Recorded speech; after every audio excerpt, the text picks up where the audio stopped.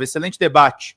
Em tempo, o que vocês pensam do cenário de 26 para presidente? Lula consegue recuperar popularidade? O que estão achando dessa nova comunicação do Sidônio? Conseguiremos reverter os índices? O que você acha, Helenira? Bom, primeiro, eu não acho que seja um problema de comunicação. Eu acho que comunicação é um dos problemas. Segundo, eu tenho um amigo, só que aí eu fui realmente atropelada, eu estou trabalhando muito, né? Estou dando um monte de aula e atropelada por essa coisa da doença, do agravamento da condição da minha sogra e da minha sogra, do falecimento dela. Mas um amigo meu chamou a atenção para o fato de que a última pesquisa da Quest, ela tinha uma proporção maior de pessoas de 2 a 5, de 5 a 10 salários mínimos do que nas pesquisas anteriores, e uma proporção menor de pessoas até 2 salários mínimos, o que pode ter criado um viés no resultado. Eu não estou dizendo que criou, porque eu não consegui ir lá olhar e comparar com os anteriores, mas quem me falou isso foi um professor da USP muito respeitado, então acho que, inclusive, a esquerda precisa ir atrás disso. Vou aqui fazer meu merchan, né? Eu vi que alguém aí falou que queria ser meu aluno no ICL. Eu queria muito dar um curso de matemática para a esquerda. A esquerda tem uma mania muito ruim. Faz aqui no DCM, Helenira. Podemos fazer. Vamos conversar, o que eu acho que tem interesse. Porque, assim, é muito perigoso esse discurso do sou de humanas, do tudo que é matemático é de direita, ou sei lá o quê.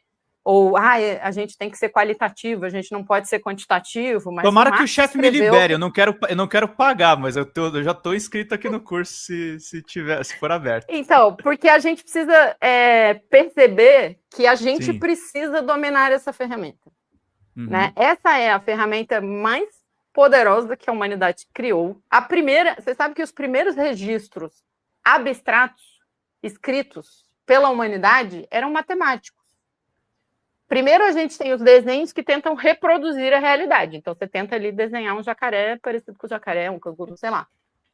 Mas, quando você vai fazer registro abstrato, os primeiros, eles são matemáticos, eles são de quantidade. É uma das primeiras abstrações que a humanidade fez. E aí tem uma coisa, deixa eu contar uma historinha que eu acho maravilhosa. As pessoas não sabem, mas todo o funcionamento disso que estamos usando aqui, que é a computação, ele é baseado na lógica matemática aristotélica. E o Aristóteles criou essa lógica para regular o debate democrático. Ele não estava preocupado com matemática. Não era matemática a questão dele. A questão dele é que ele ia para a Ágora, via um caminhão de falácias sendo construídas. Vou dar um exemplo recente. Eu escrevi que o problema da briga entre o Santa Cruz e o Recife, que terminou naquela barbaridade, né, de um homem sendo barbarizado, empalado no meio da rua, aquilo não tem nada a ver com futebol, aquilo tem a ver com machismo. Sim. Aí a resposta que eu recebi foi assim, não, mas eu já vi uma mulher no meio de uma briga dessa. E aí o Aristóteles criou, na verdade, assim, há muito tempo a gente discute, eu não sei se essa exatamente foi uma criação dele, mas existem as falácias, o Aristóteles, ele determinou que são falácias, que são construções argumentativas falsas, em que você não pode tirar a conclusão a partir das causas ou das premissas que você... ou por questões estruturais, né? E uma das falácias mais comuns é um negócio chamado evidência anedótica, que é isso. Mas eu vi uma mulher no meio. Sim, você viu uma mulher no meio de quantos? E eu não falei que a culpa era dos homens, repare, eu falei que a culpa é do machismo. Que é uma estrutura. É a cultura que estabelece o padrão de comportamento da maioria dos homens. Mais longe ainda, no caso quantas vezes você viu uma mulher empalando alguém em praça pública? Né?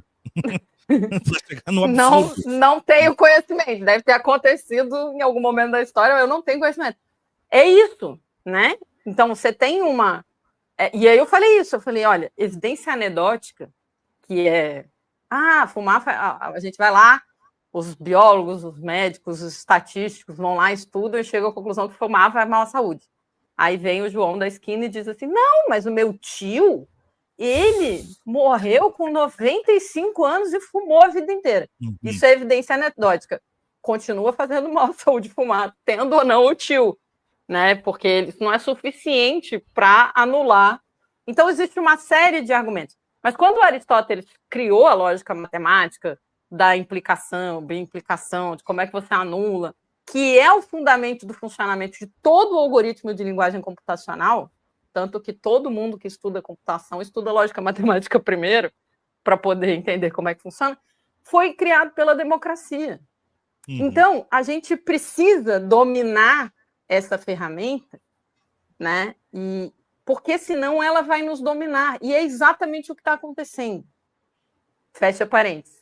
Mas, além de comunicação, a gente tem questões políticas sérias no governo. Então, a gente primeiro tem que ter certeza se essa popularidade caiu tanto. Segundo, sim, eu acho que há muitos riscos, né? Porque a gente tem uma estrutura em que o fascismo é necessário para o capitalismo manter o poder. Não é à toa que o Jeff Bezos, o Elon Musk e o Mark Zuckerberg vão lá se abraçar no Trump. Eles estão precisando, estão perderam dinheiro né, gravissimamente aí recentemente por causa da DeepSeek. Então, a gente tem que saber disso. Então, o nazismo e o fascismo, o neofascismo, os regimes autoritários, os ataques à democracia, eles são uma necessidade do sistema onde a gente vive. E para enfrentar isso, nunca se faz isso só com comunicação. Acho que o Sidônia acrescenta elementos importantes, mas não resolve um problema político. E aí, assim, o governo precisa, e o PT e o governo, eles precisam se aproximar do povo para fazer uma coisa parecida na minha leitura, e eu venho dizendo isso há anos já, com o que o Hugo Chávez fez, que é você, para garantir mudanças que melhoram a vida do povo e que pioram uma vírgula da vida dos super ricos, você precisa do povo junto com você, sabendo de onde vem e participando do processo de mudança. Como a campanha do Betinho, né, que era uma campanha de mobilização social. Como o orçamento participativo, em que o povo não ia lá só pedir, mas ia entender o processo de decisão, ia entender as limitações do tamanho do orçamento, ia fazer parte do processo de decisão e da execução. E, principalmente, eu acho que o exemplo das missões na Venezuela. Você precisa de uma relação diferente. Aí algumas pessoas me dizem, dá tempo? Bom, já temos menos tempo do que antes. Então, a gente vai ter que fazer o que for possível até lá e ir lidando com as ferramentas que a gente tem mais consolidadas. E aí, ainda assim, eu penso que tem uma questão política de você fazer a população reconhecer como que a mudança está acontecendo. Porque não foi também o Haddad que fez a mudança econômica sozinho, não foi o Wellington que tirou 24 milhões da fome. É um processo político-social orientado e induzido por uma política de governo que faz uma mudança. Mas se a gente não chama as pessoas, elas ficam numa postura de... Tudo no Brasil a gente foi ensinado, e a própria esquerda tem responsabilidade disso, que tudo é culpa do governo.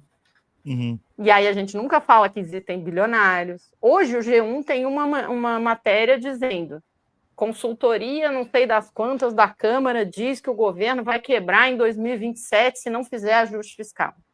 Por que o G1 faz isso? Porque o G1 é propriedade das organizações Globo, cujos donos são donos de banco, de instituições do sistema financeiro, que são prejudicadas toda vez que você distribui um pouquinho de dinheiro para o povo. E ainda que a vida deles não mude em nada, eles sempre vão querer mais, porque essa é a lógica do capital. Então, eles ficam ali como agência de publicidade dos interesses dos donos deles, dizendo e fazendo pressão sobre o governo. Como que a gente responde? Isso também dá uma aula de física. O que é pressão? É força sobre área, né? O governo precisa aumentar a área, porque a força vem muito incisiva, mas a base que toma essa força é muito restrita às pessoas que estão exercendo o governo. A gente precisa de povo tomando a porrada do poder econômico para ela não ser tão eficiente, né? Então, essas coisas todas... E sim, precisa melhorar a comunicação, mas não é melhorar a comunicação só para dizer deixa o PT no governo que a gente faz tudo por vocês. Porque tem limitações objetivas, é um governo dentro de um sistema capitalista. Então vem com a gente construir essa mudança que melhora a vida de vocês e a nossa. Coloca o povo dentro do governo, né? É isso. Espetáculo.